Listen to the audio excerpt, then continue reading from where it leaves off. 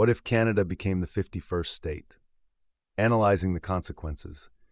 For decades, the idea of Canada becoming the 51st state of the United States has been debated as a hypothetical scenario. While some see it as an opportunity for economic prosperity and closer ties with the U.S., others believe it would mean the end of Canada's unique identity and sovereignty. But what would actually happen if this became reality? Let's break it down and analyze the political, economic, cultural, environmental, and global consequences of Canada officially joining the United States. The most immediate and obvious consequence would be the dissolution of Canada as an independent nation. Canada's federal government, including Parliament, would be absorbed into the American system, and the country would be divided into multiple U.S. states.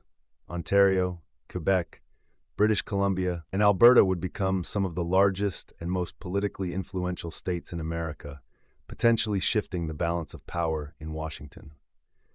However, not all Canadians would accept this transition easily. Quebec, with its strong French heritage, would likely resist American governance, possibly pushing for an independence movement or demanding special status.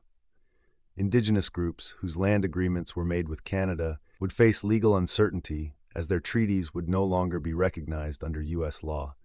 The transition would be met with significant political turmoil, protests, and resistance from groups that see Canadian sovereignty as non-negotiable. Economic consequences. Boom or bust. From an economic standpoint, the merger could bring both benefits and disruptions. The U.S. is the world's largest economy, and Canada would gain unrestricted access to a massive market.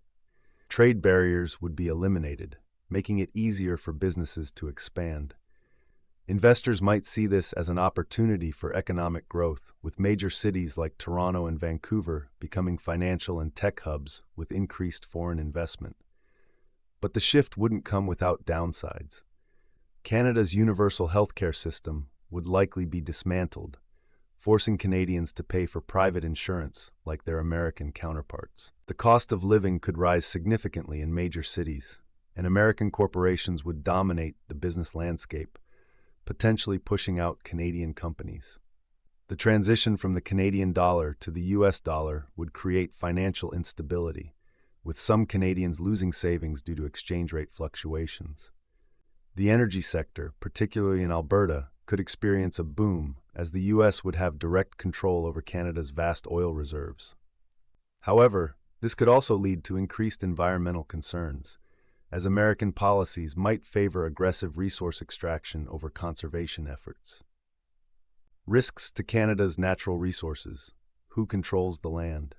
One of the most significant risks of Canada becoming a U.S. state would be the loss of control over its vast natural resources. Canada is home to some of the world's largest reserves of oil, fresh water, timber, and minerals, and these resources would become subject to American laws and corporate interests. Canada's oil sands in Alberta, a major contributor to the country's economy, would likely face increased extraction pressure under American energy policies, which tend to prioritize economic gains over environmental protections. The boreal forests, which play a crucial role in carbon absorption, could be at risk of overlogging as American industries seek to maximize profits. Perhaps the most critical issue would be Canada's freshwater supply. Canada holds nearly 20% of the world's freshwater reserves, and under American control, there could be pressure to export more water to the drought-prone southwestern U.S. states. Policies around water conservation, which are currently strict in Canada, might be relaxed under U.S. governance, leading to potential overuse and depletion of this vital resource. Additionally, Indigenous communities that have legal agreements protecting their land and water rights under Canadian law could see those protections weakened or erased entirely, leading to conflicts over land ownership and resource use. Cultural consequences. The loss of a national identity? One of the biggest concerns would be the cultural impact. Canada has long prided itself on being distinct from the U.S., with a strong emphasis on multiculturalism, bilingualism, and a more progressive social structure. If Canada were to become part of the United States, would these values be preserved or erased over time? Canadian symbols and traditions could slowly fade. "O Canada" would no longer be the national anthem. The Canadian flag would be replaced by the Stars and Stripes, and Thanksgiving would be moved to November.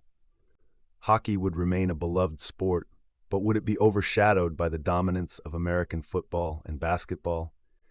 The shift to American-style media, entertainment, and consumer culture could further erode what makes Canada unique. For some, this would be seen as a loss of identity. For others, it might simply mean adapting to a more globally influential culture. The extent of this change would depend on how much former Canadians resisted or embraced their new American identity. Beyond Canada and the US, the rest of the world would have strong reactions to this unification. The United States would gain enormous geopolitical power, with access to Canada's natural resources, Arctic territory, and strategic global positioning. This would likely trigger international tensions, particularly with China and Russia, who would see this as an expansion of American influence. NATO, the United Nations, and other international organizations would need to reconsider their relationships with the new, larger United States. The European Union might respond by strengthening its own alliances, fearing that North America is now entirely dominated by a single superpower. Countries that once had strong trade agreements with Canada would be forced to renegotiate under U.S. terms, which could shift global economic dynamics. The integration of Canada into the U.S. could also lead to political instability within the U.S. itself. With millions of new citizens entering the American system, there would be debates over representation, taxation, and governance. Would the former Canadian provinces lean Democratic or Republican? Would they influence American elections in a way that disrupts traditional political strongholds? The political ripple effects would be enormous. Would this ever really happen? While this scenario is fascinating to explore, the reality is that Canada becoming the 51st state is highly unlikely. Canadians on the whole value their sovereignty and independence, and there is little political or public support for such a drastic change. The economic and cultural adjustments alone would be overwhelming, not to mention the resistance from Indigenous groups, Quebec, and Canadians who deeply identify with their national heritage. From the U.S. perspective, there would also be complications. Absorbing Canada would be an unprecedented challenge, requiring major political restructuring and economic adaptation. While some might argue it would be a strategic advantage, the risks, costs, and backlash would likely outweigh the benefits. At the end of the day, Canada and the U.S. are deeply connected allies, but their differences are what define them. Whether this scenario would be a dream or a nightmare depends on one's perspective. Some might see economic prosperity and greater global power, while others would see the disappearance of an entire nation's identity and the exploitation of its resources. What do you think? Would Canada as the 51st state be a positive or negative change? Could it ever happen in our lifetime? Let us know your thoughts in the comments. If you enjoyed this deep dive into alternate history, be sure to like and subscribe for more thought-provoking analyses.